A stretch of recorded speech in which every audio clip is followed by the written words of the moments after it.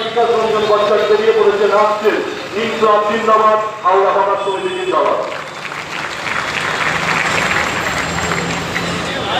এখন আপনাদের সামনে বক্তব্য রাখবেন ওই যাদবপুরের থানা দাঁড়িয়ে মুক্তিযোদ্ধাদের বিরুদ্ধে লড়াই করেছেন, যারা করেছেন তাদের মধ্যে অন্যতম দেবাশিসকে তিনি সিআইডি রাজ্য সম্পাদক হিসেবে অবস্থান।